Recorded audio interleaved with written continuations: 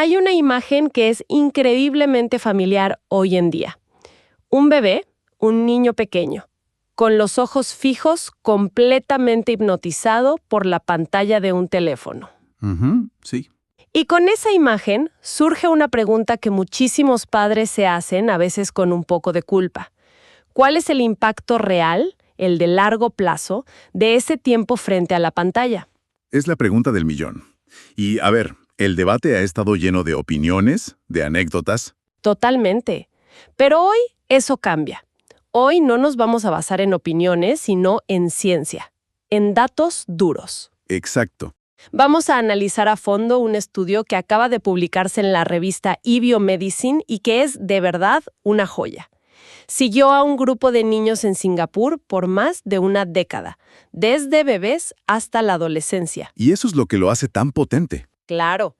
Y nuestra misión hoy es trazar el mapa de una reacción en cadena que estos científicos creen haber descubierto. Una que conecta el tiempo de pantalla en la infancia con cambios en el cerebro, luego con cómo los niños toman decisiones y al final con síntomas de ansiedad en la adolescencia. Es que esa es la clave. La mayoría de estudios son como una foto, ¿no? Miden algo en un momento y ya. Esto es como ver la película completa del desarrollo de un niño. Exacto, una película. Te permite ver cómo una ficha de dominó, digamos, empuja a la siguiente. Y a la siguiente, a lo largo de 10 años. Ok, pues vamos a desglosar esto. Empecemos por la magnitud del problema, porque las cifras de verdad me dejaron helada. Son muy altas. El estudio, que es parte de un proyecto más grande llamado Gusto, encontró que los bebés de 1 año ya promediaban más de 1 hora y media de pantalla al día. Y a los 2 años, la cifra subía a más de 2 horas y media. 2 horas y media. Pensemos en lo que eso significa. Bueno, significa que estamos a años luz de lo que recomienda la Organización Mundial de la Salud. ¿Qué es? 0. 0 exposición a pantallas para menores de 2 años. No un poquito. 0. O sea, no es que estuvieran un poco por encima de las recomendaciones, que estaban en otra galaxia. Totalmente. Y hay un dato que me parece crucial.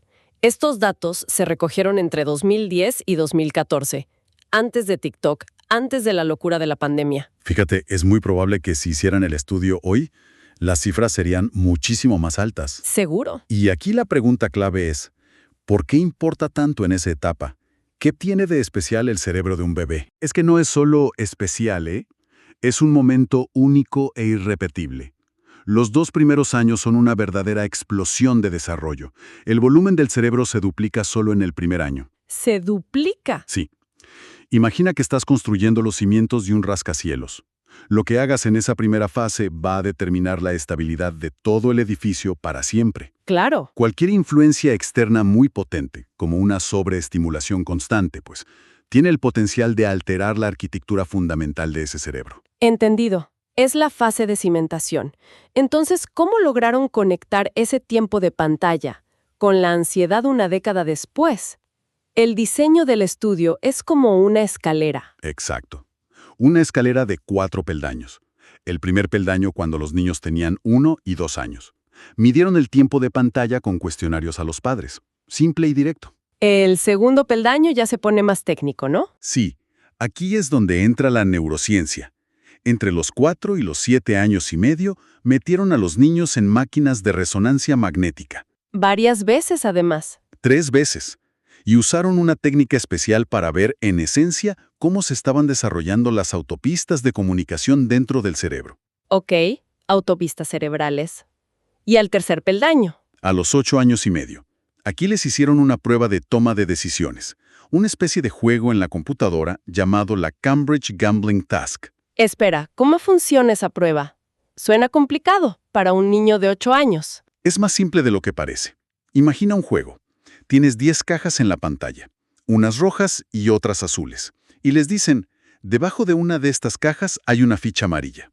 Tu trabajo es adivinar dónde está. Al principio es suerte, supongo. Al principio sí, pero a medida que juegan, la proporción de cajas rojas y azules cambia.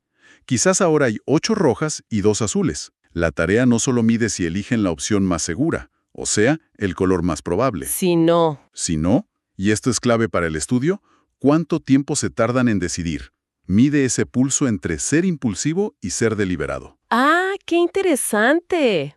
Mide la duda, por así decirlo. Y el último peldaño. El cuarto. A los 13 años. Midieron los síntomas de ansiedad con un cuestionario estandarizado. Y ahí lo tienes. Pantallas de bebé, desarrollo cerebral, toma de decisiones y, finalmente, ansiedad en la adolescencia. Ok. Hasta ahora hemos hablado de cosas separadas. Pero, como siempre decimos, correlación no es causalidad. Aquí es donde para mí el estudio se la juega. De verdad lograron conectar los puntos. Y aquí es donde se pone realmente interesante. Porque trazaron un camino, una vía neurobiológica paso a paso, al cerebro. El hallazgo fue súper específico. Un mayor tiempo de pantalla en la infancia se asoció con una disminución más pronunciada en algo que llaman la integración de la red visual cognitiva de control. Eso sueña a ciencia ficción.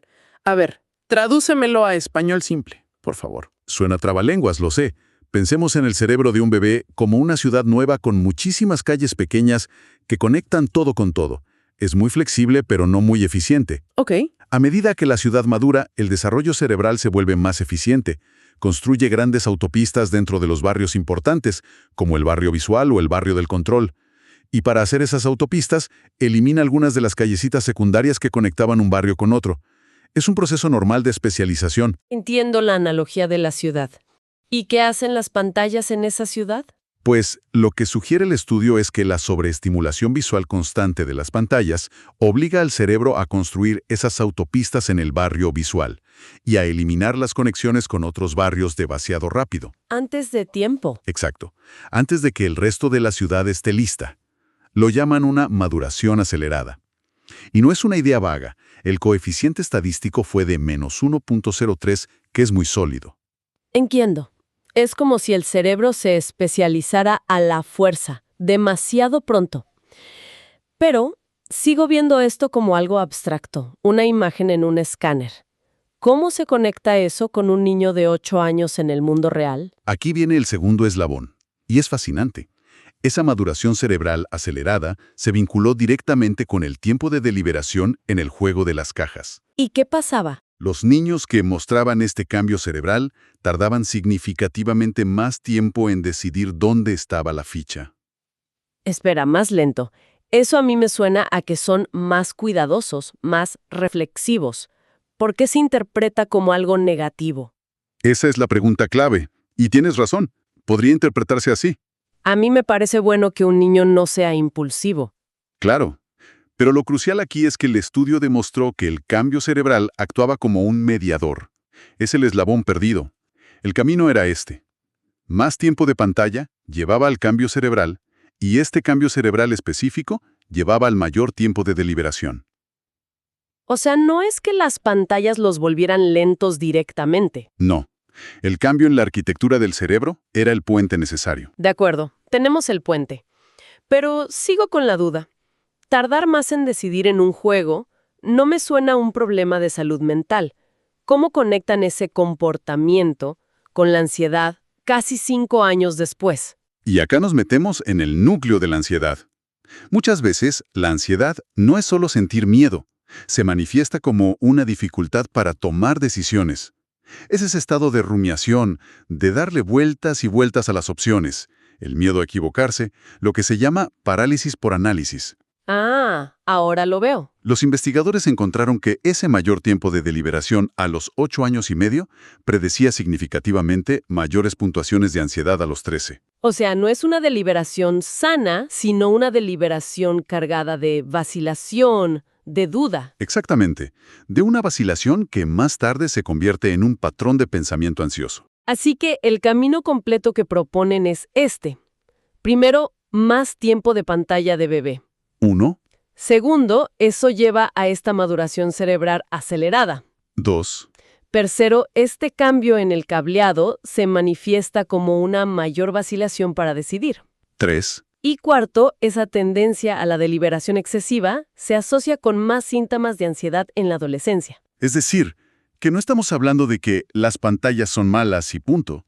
Estamos hablando de una hipótesis muy concreta, que la sobreestimulación digital podría estar en esencia envejeciendo prematuramente ciertas conexiones cerebrales, Has dado en el clavo. con consecuencias medibles años después. Esa es la verdadera bomba de este estudio. Presenta una ruta plausible, secuencial, respaldada por datos a lo largo de una década. Conecta un hábito muy temprano con un resultado de salud mental a través de cambios medibles en el cerebro y el comportamiento. Entonces, ¿qué significa todo esto en la práctica?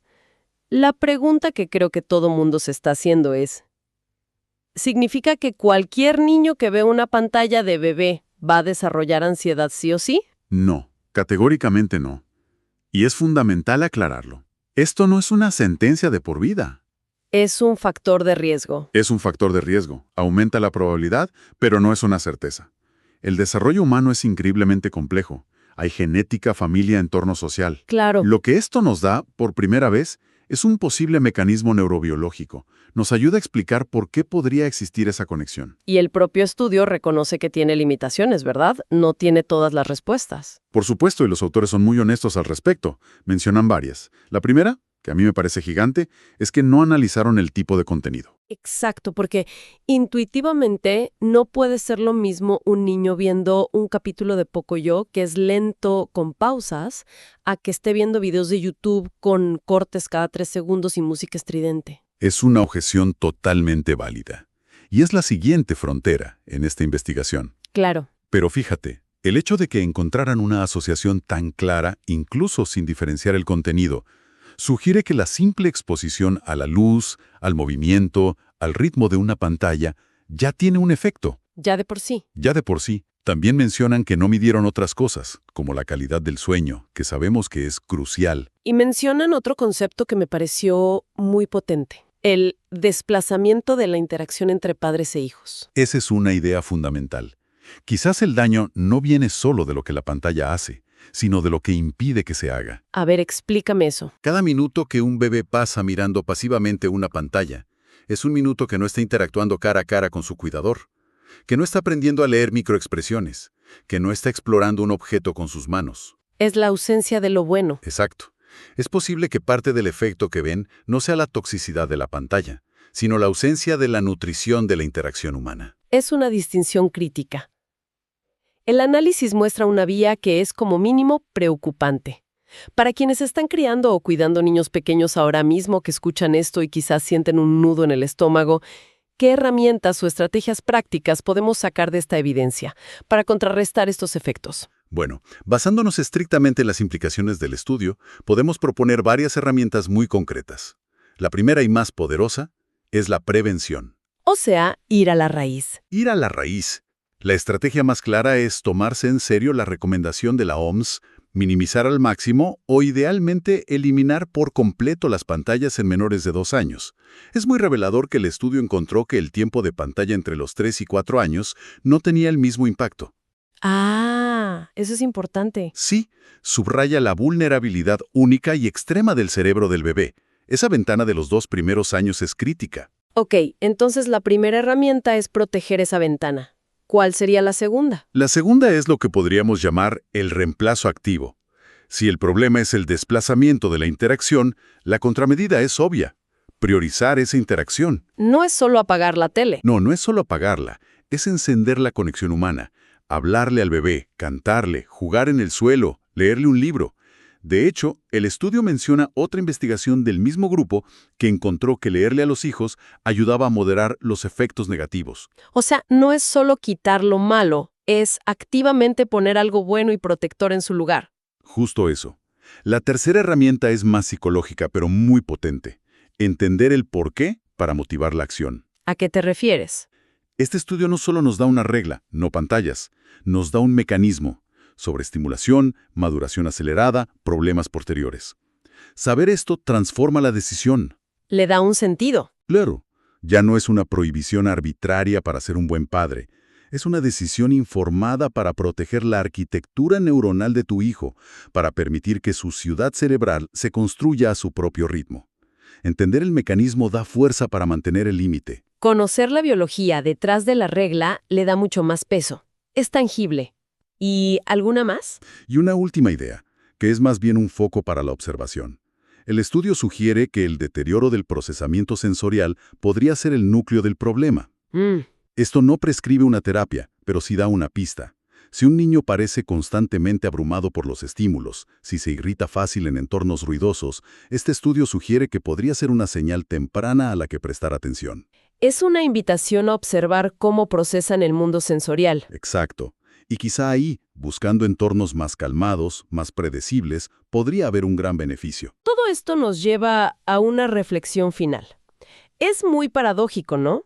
Durante décadas, la preocupación era que las pantallas atontaban o retrasaban el cerebro. Pero este estudio sugiere algo mucho más sutil, que la sobreestimulación no lo retrasa, sino que lo acelera de una manera desordenada. Lo empuja a especializarse antes de tiempo. Es una paradoja fundamental de la era digital. Exacto. Y nos deja con esta pregunta para reflexionar. En nuestro afán por darles a nuestros hijos todas las ventajas, por estimularlos con aplicaciones educativas y videos inteligentes, ¿podríamos sin querer estar empujando sus cerebros más allá de su ritmo natural y saludable? Y si la herramienta más poderosa para su bienestar a largo plazo no es más estimulación digital, sino todo lo contrario, más conexión humana, más aburrimiento, más juego no estructurado. En definitiva, más protección para ese ritmo lento, orgánico y al final, perfecto de la naturaleza.